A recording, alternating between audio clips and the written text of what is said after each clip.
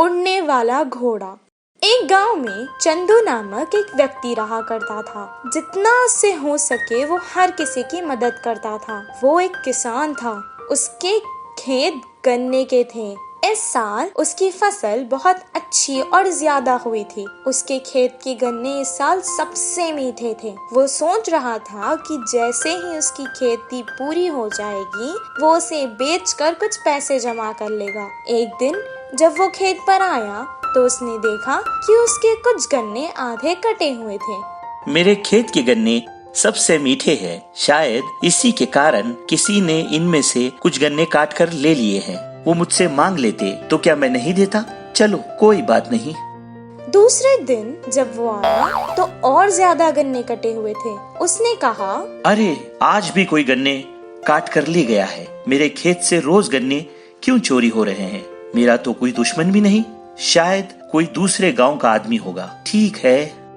ऐसे ही कुछ दिन गुजर गए और आधा खेत खाली हो गया था। चंदू अब और बर्दाश्त नहीं कर सकता था। वो अब इस चोर को पकड़ना चाहता था। एक रात वो अपने खेत में छुपकर उस चोर का इंतजार करने लगा। तभी उसने देखा कि एक घोड़ा आसमान से उड़कर खेत में आ गया। चांद की रोशनी में वो चमक रहा था। उसे देखकर चंदू आश्चर्यचकित रह गया। अच्छा, तो मेरी फसल को चुराने वाले तुम हो?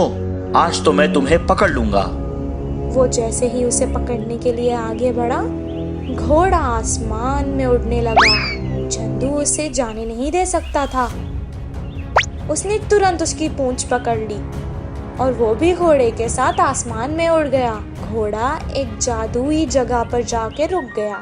चंदू भी वहाँ पहुँच गया। वहाँ सब कुछ सफेद रंग का था। वो इस सब को देखकर हैरान रह गया। कुछ देर यहाँ वहाँ घूमने लगा और अचानक उसकी नजर एक विशाल आम के पेड़ पर पड़ी। उस आम के पेड़ पर सोने के आम लगे थे। घोड़ा चंदू के पास आया। चंदू, तुम इस सोने के आम को अपने साथ ले जाओ। इससे तुम्हें कभी किसी चीज की आवश्यकता नहीं होगी। नहीं नहीं, मुझे ये सोने के आम नहीं चाहिए। चोरी करना पाप है। मैं यही बात समझाने के लिए तुम्हारे साथ यहाँ तक आया हूँ। शाबाश, मुझे तुम्हारी बात बहुत अच्छी लगी। तुम बहुत अच्छे इंसान हो। यहाँ पर हीरे, मोती, सोना, चांदी सब कुछ है, लेकिन खाने के लिए कुछ भी नहीं। इसलिए मैं तुम्हारे खेत से हर रात मीठे गन्ने खाता हूँ। तुम्हारी दुनिया में खाने को सब कुछ है, लेकिन फिर भी तुम्हारे लोग इस सोने चांदी को ज्यादा महत्व देते हैं। तुम्हें इसमें से कुछ नहीं चाहिए। तुम्हारी ये ईमानदारी मुझे बहुत पसंद आई। इतना कहकर घोड़े ने एक टोकरी में सोने के आम लिए और चंदू को उसकी पीठ पर बैठा लिया। उसे वापस उसके घर पर छोड़ दिया और आम की टोकरी उसे दे दी। इस कहानी से हमें ये शिक्षा मिलती है। बंदर और मगरमच्छ की कहानी। एक जंगल में एक बड़ा सा नदी था। उस नदी के किनारे एक आम का पेड़ है। उस पेड़ पे एक बंदर रहता था। बंदर और नदी के मगरमच्छ दोस्त हुए। मगरमच्छ का घर उधर से बहुत दूर होने पर वह रोज सुबह ही निकलकर बंदर के पास आता था। उसके दोस्त आते ही पेड़ के आमों को तोड़कर उसकी तरफ फेंकता। इससे पूरा दिन मीठे आम खाते हुए पेड़ से बंदर और नदी से मगरमच्छ गपशप करते।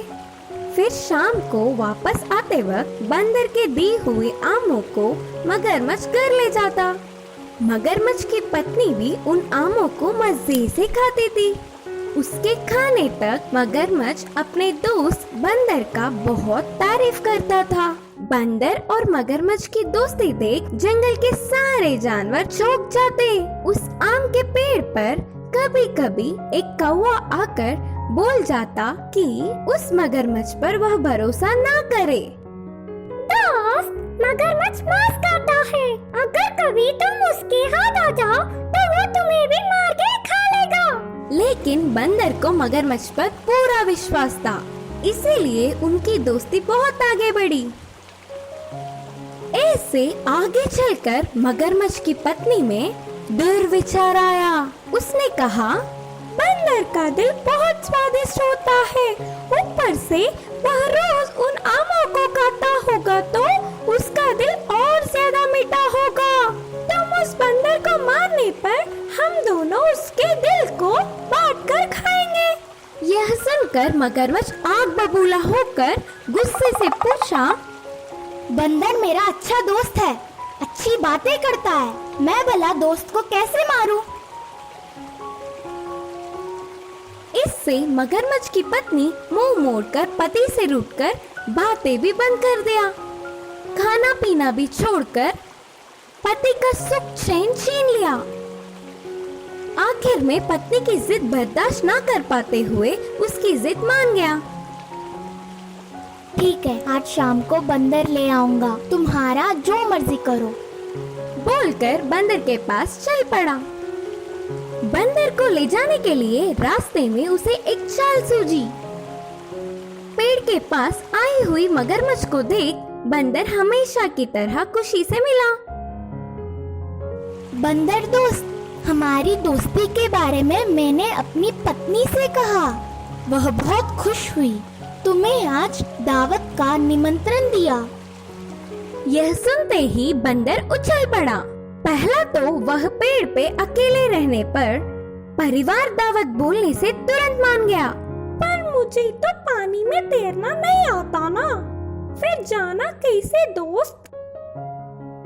मगरमच्छ ने कहा, तुम्हें कोई डर नहीं, तुम अच्छे से मेरे पीठ पर बैठो, मैं ध्यान से ले जाकर ले आऊंगा। बंदर बहुत ही उत्सुकता से कूदकर मगरमच्छ की पीठ पर बैठ गया। मगरमच्छ पानी में तैरते हुए बंदर को अपने घर ले गया। कुछ दूर जाने के बाद बंदर ने देखा कि मगरमच्छ परेशान था। खुशी से दावत की न्योता देखकर अब उदास क्यों हो दोस्त? बोलकर पूछा। कैसे भी आधा पहुंच गई, ऊपर से नदी के बीचों बीच है, अब सच बोल ही देता हूँ, सोचकर मगरमच्छ मेरी पत्नी तुम्हारा दिल खाने तक पानी भी नहीं पीऊंगी करके जिद पर बैठ गई। अब ना कुछ कर पाते हुए तुम्हें झूठ बोलकर ले जा रहा हूँ। ये बात सुनकर बंदर के होश उड़ गए। सबकी ना सुनते हुए इस मगरमच्छ पर भरोसा करने पर खुद को कोसने लगा। लेकिन बंदर बहुत चतुर था। वह बचने के लिए जल्दी सोचने लगा। तुरंत जोर से हंसकर बोला, बस इसके लिए उदास थे? पहले बोलती तो मैं खुद मेरा दिल लाकर देता ना, लेकिन अब तो वो मेरे पास नहीं है, पेड़ के पास ही संभाल कर रखा है। फिर से वापस ले जाओगे तो पेड़ के ढाल से मेरा दिल लाकर तुम्हें दूंगा, तब तुम और तुम्हारी पत्नी खुशी से खा सकोगे। मगरमच्छ बंदर के बातों में आकर बिना दिल के बंदर को ले जाने से उसकी पत्नी चार लगा देगी करके वापस बंदर को पेड़ के पास ले गया। बंदर ने एक छलांग से मगरमच्छ की पीठ से पेड़ छेड़कर सांस छोड़ी। पेड़ के डाल पर बैठकर बंदर ने गुस्से से कहा, दिल नहीं कुछ नहीं, दोस्त की जान लेने वालों से मुझे कोई मतलब नहीं। इस कहानी की सीख है कि बुरों के साथ दोस्ती भी बुरा ही होता है। शियाल को खरगोश का सबक। एक बार जंगल में सभी खरगोश एक जगह पर खेल रहे थे। तभी वहां से एक शियाल गुजर रही थी और उन खरगोशों को देखकर शियाल को उन्हें खाने का मन हुआ। धीरे से उनके पास जाकर कहा, खरगोश के बच्चे, आप सभी तो बहुत खुश लग रहे हैं। जी हाँ, हम सब बहुत खुश हैं। एक खरगोश ने कहा, इससे भी बढ़िया खुशी की खबर आपके लिए लाया हूँ, बताऊं क्या? शियाल ने कहा, जी हाँ बताइए, जल्दी बताइए। कुछ नहीं, आपके जो राजा चांद है वो धरती पर ही है और यहाँ से उत्तर दिशा में जो तालाब है वहाँ पर आकर खेल रहे हैं। चांद से जिसको खेलना है वो मेरे साथ आ सकते हैं। जैसे ही शियाल ने ये बात कही, बेचारे खरगोश मैं करके सभी आगे आ जाते हैं।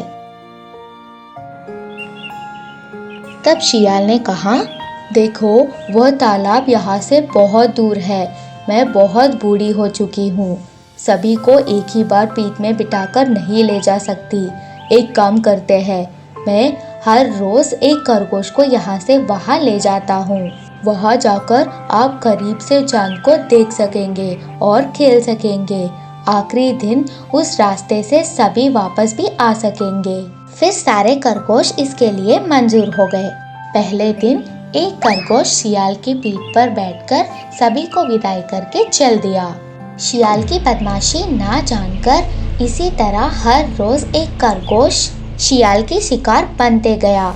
फिर एक दिन एक पक्षी पेड़ पर बैठकर शियाल की चाल को समझ जाती है और यही बात जल्दी से उसकी दोस्त खरगोशों को जाकर बता देती है। तुम सभी लोग सुनो, वहाँ ना तालाब है ना ही चांद है। बदमाश शियाल आपको धोखा देके उसका भूख मिटा रही है। वो आपकी साथियों को खा चुका है। मैंने अपनी आंखों से देखा था। ये देखकर मुझे बहुत दर्द हुआ, इसीलिए मैं आप सभी को बता रही हूँ। ये सब सुनकर खरगोशों को बहुत गुस्सा आया। शियाल को सबक सिखाने के लिए सभी मिलकर ठान लिए। शियाल मामा जी, आज भी हम चलेंगे, मगर थोड़ी देर एक रस्सी खींचने का खेल खेलकर उसके बाद जाएंगे। वो खेल मुझे नहीं आती।